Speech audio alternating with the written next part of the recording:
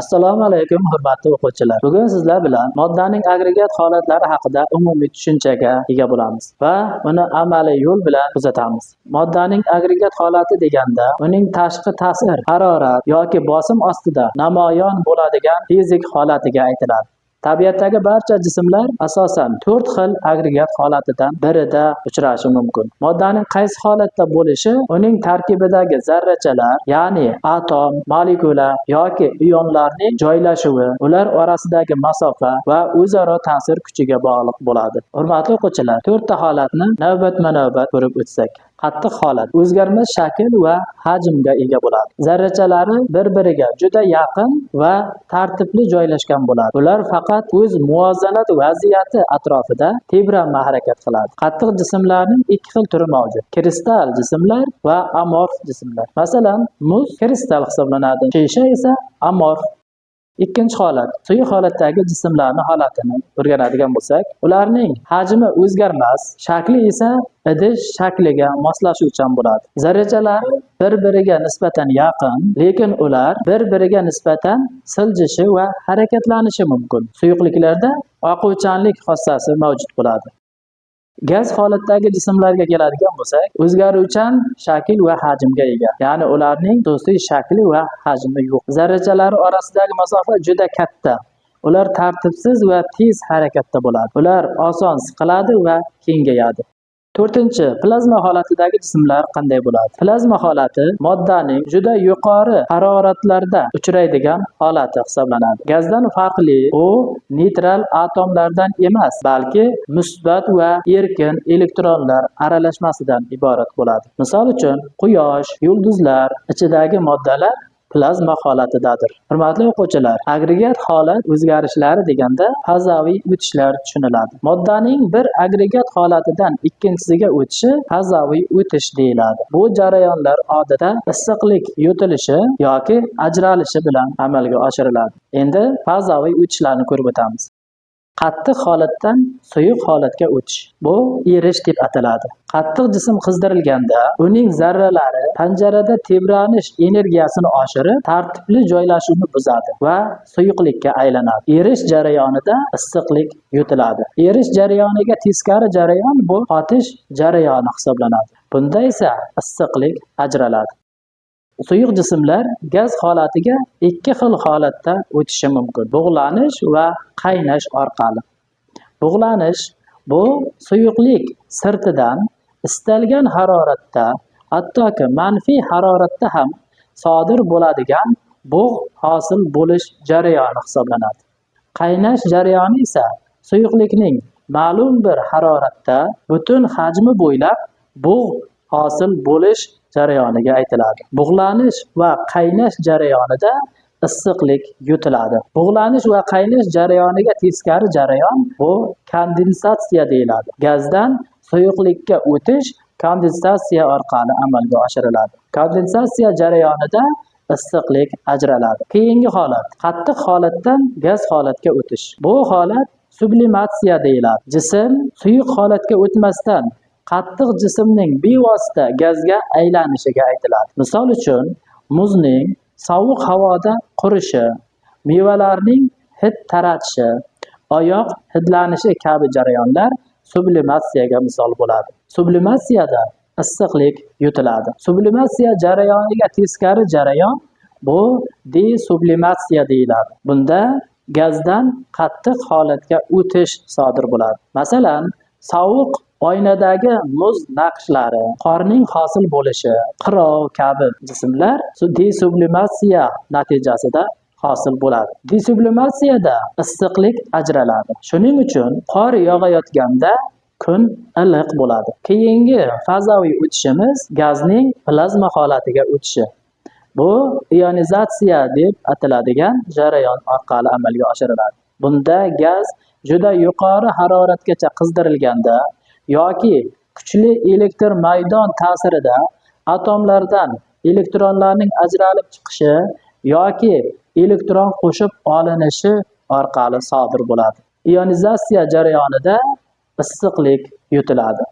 Ionizatsiyaga teskari jarayon deionizatsiya deyiladi. Bu suyuqlik tarkibidagi musbat va manfiy elektr zaryadiga ega bo'lgan barcha zarrachalarni, ionlarni maxsus usullar yordamida ushlab qolinishi yoki olib tashlanishiga aytiladi.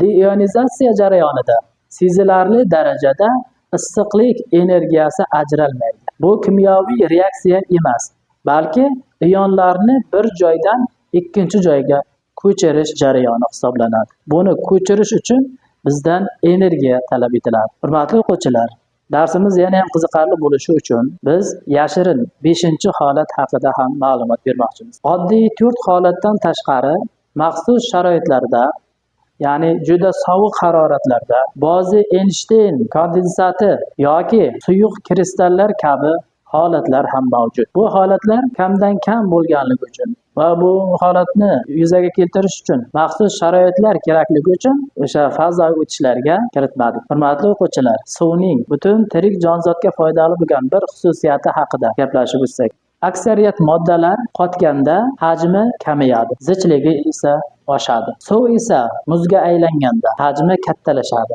zichligi esa kamayadi. Aynan shu sababli suvning bu xususiyati tabiatda hayot uchun muhim ahamiyatga ega. Hurmatli o'quvchilar, endi darsimizning tajriba qismini amalga oshiramiz. Buning uchun bizga kerak bo'ladi shtativ, menzurka, isitish pechimiz, suv qaynatadigan metal idish va muz kerak bo'ladi. Termosning vazifasi faqat issiqlikni saqlash emas, balkim sovuqlikni ham saqlashdan iborat. Biz hozir buning ichidagi muzni olib, 3 ta jarayonni biz hozir suv yordamida tekshirib o'tamiz. Mana biz muzlarni ajratib oldik. Menzurkaga 4 bo'lak muzni joylashtirib oldik. Erishini tezlatish uchun issiqlikdan foydalanamiz. Biz bunga ko'proq issiqlik bersak, erish jarayoni tez amalga oshadi.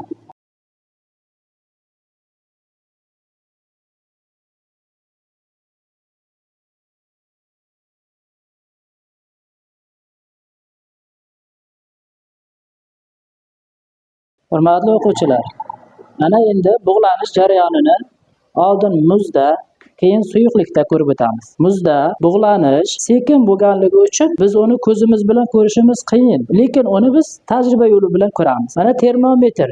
Birini men muzning oldiga qo'ydim, ikkinchisini esa muzdan uzoqroqqa qo'ydim. Ikkalasi ham xona temperaturasida turgan bir xil termometrlar edi. Mana bu havoni sovug'i sovutadi dedik. Hozir mana shu atrofidagi havo sovuq, chunki bunga muzdan ajralgan bug'lar ta'sir ko'rsatyapti. Muzdan uzoqdagi esa kam ta'sir ko'rsatyapti.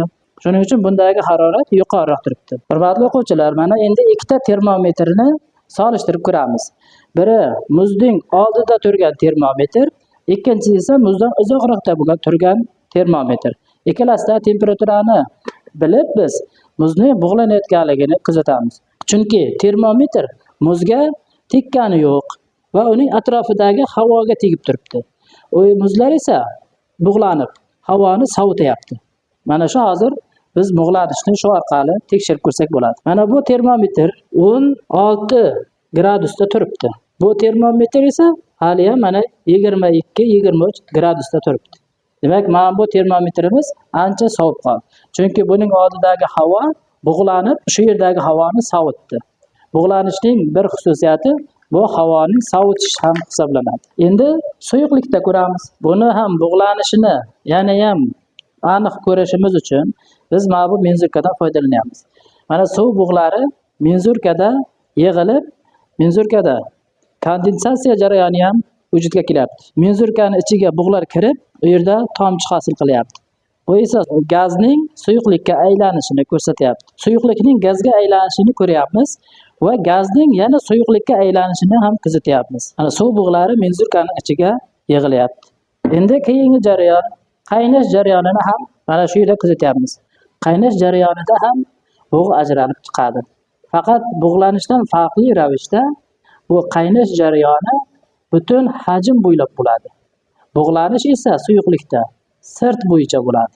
Hurmatli o'quvchilar, darsimiz yana ham qiziqarli bo'lishi uchun, bilimlarimiz mustahkamlanishi uchun sizlarga quyidagi qiziqarli savollarni taqdim etamiz. 2 xil qattiq modda, biri shisha, biri esa olmos. Ularning nima farqi bor? Keyingi savolimiz, plazma nima uchun 4-holat deb ataladi va u kundalik hayotda qayerda uchraydi? Qiziqarli savollarga sizlardan javob kutib qolamiz. Hurmatli o'quvchilar, ushbu darsimizga xulosa qilib quyidagilarni keltirishimiz mumkin. Moddaning qanday holatda bo'lishi uning tarkibidagi zarrachalarning joylashuvi va ular orasidagi o'zaro ta'sir kuchiga bog'liq bo'ladi. Harorat va bosimning o'zgarishi moddaning bir agregat holatdan ikkinchisiga o'tishiga sabab bo'ladi. Biz ushbu tajribani o'tkazish uchun, ushbu darsga tayyorgarlik ko'rish uchun quyidagi adabiyotlardan foydalanamiz. Sizlarga ham tavsiya qilib qolamiz. Shu bilan bizning darsimiz o'z nihoyasiga yetdi. Bu darsda biz erish, qaynash, bug'lanish, sublimatsiya, kondensatsiyani amaliy yo'l bilan ko'rib o'tdik.